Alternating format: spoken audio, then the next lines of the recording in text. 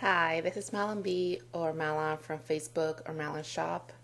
I'm going to be doing the crochet tag or the tag in general by Dana Pittman. I'll definitely link her video down below. I'll try to make this quick, so I'll just start right off. And if I'm looking this way, it's because I'm reading the questions. Number one, what type of crafter are you? I do crochet mainly. I also started to knit more recently, and I do a little bit of cross stitching, just very small. I mean, it's not hard to pick up, but I do a very small amount. And I don't know if this is really considered a craft, but um, I did also start dyeing my own yarn, and even more recently, and I'm a real newbie, I started spinning my own yarn as well, or at least learning how to do that.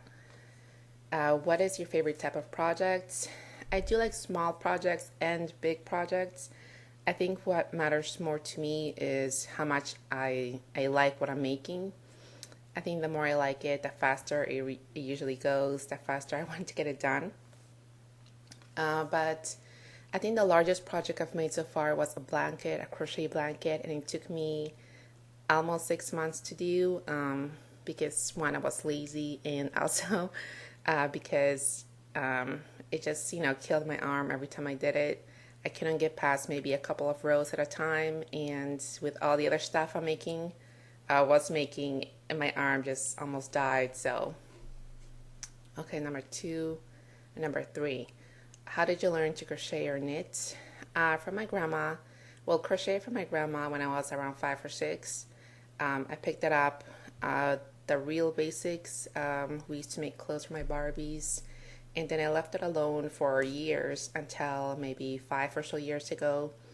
I was bored at work one day. I used to work night shift, and it was really slow. And browsing YouTube, I just saw all the tutorials people had, so I just picked it up from there. The same thing with knitting. My aunt is actually the one who showed me the basics for that, again, when I was maybe 5 or 6. And I did leave it again for years. And more recently picked it up, maybe a year ago, something like that. Number four, how often do you crochet or knit? Every day. I know most of the people who are doing the tag say every day, but it's true. It's like it is like an addiction type that you can't live without it. Um, yeah, every day I would say, unless my arm is too overworked, then I probably would leave it for maybe a day or 2 days or so.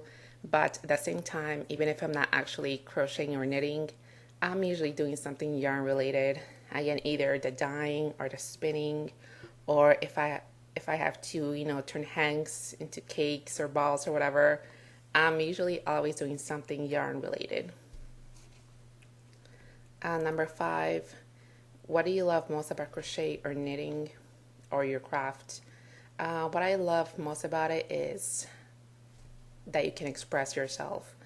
Um, I make a lot of video game related stuff, and I think my main love for that is the Tunisian crochet, because you can make so many items that look really good with that, especially the 8-bit kind, like the pixelated kinds. It just translates really well. So I think that's one of the things I like about crochet, especially knitting. I'm still kind of a newbie, so I haven't really made much video game related stuff with that yet. But I think once I get into it, I would say the same thing, especially with intarsia or color work. If I guess if I get more familiar with that, it will be about the same concept. Um, I'm sure it will translate really well too. Number five, no, number six. What do you least like about crochet or knitting? What I least like about it is how tiring it is. Or maybe it's because I'm doing so much of it. I can only do so much before my arm really starts hurting, and I have to stop at some point. I guess it's also because I use my right arm at work all the time. I work in an office or a call center, so I do a lot of data entry type of stuff too, and it just kills. So that's what I hate about it, how much it hurts my arm. Also, I would say maybe, I wouldn't really say how long it takes to complete projects, but it I guess it's more of my own personal thing. It annoys me when I'm trying to learn something new and I don't really get it the first time. I'm still struggling with the uh, with socks and the heels of them. I don't know. I forgot the name of the heel, but the only one that really worked for me so far is the afterthought heel. But all the others, I'm just so bad at. I don't get it. So that kind of annoys me. Number 7, how do your loved ones feel about your crafting? I think they're okay with it. I actually haven't made much for anyone around me yet, or my loved ones. Um, I guess the main thing would be I don't think they're okay with it because they're not really affected by it. The only problem is the yarn, which you can see back there. I guess my husband maybe will mind about how much yarn I get, and he usually tells me not to get any more until I use it up, or at least use some up. And, dyeing my own yarn isn't helping either, so I think that's the only thing. Number 8, share your best tip for your craft. I don't know if I really have any tips other than for maybe for knitting, and this isn't anything special, but again, because I'm such a newbie, I guess that lifelines are definitely a big one. And in general, just for whatever you're doing, I would say make sure you like what you're making and make sure you're excited about it. Otherwise, you're not gonna want to finish it. You're gonna have no drive to get done with it, and it's gonna be pretty miserable for you. So just enjoy what you're making, like what you're doing, and I think, yeah, you'll be okay. Number 9, what is your technique? What is a technique that you would like to learn concerning your craft? Again, for knitting, and I've tried it before, I just haven't done much of it. For knitting would be the color work or intarsia. Again, just to make more of the, stuff I like with it. And also, I guess, I'm in the process of making my first crochet sweater. So I guess I would like to do the same with the knitting. Maybe try that sometime. As far as crochet goes, there's nothing I really want to learn how to do with that. Not that I know everything, but there's nothing really that I want to learn how to do. Well, yeah, actually there is. And again, I forgot the name of that technique or the name of whatever this is, but um, it's to make a double-sided fabric, which looks the same on both sides. And I think it makes you single crochet, from one into the next, and then single crochet back without turning the fabric or running, the other colors in between. I have no idea what it's called. I'll try to look it up, and I'll definitely put a link down below if I find out what that is. Number 9.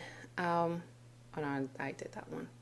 Number 10, fill in the blank. When I'm not crafting, I like to play video games, so I do that a lot. Again, I started dyeing my own yarn, so I do that, and also spinning my own yarn. And I did join the gym recently, so I do that on my time.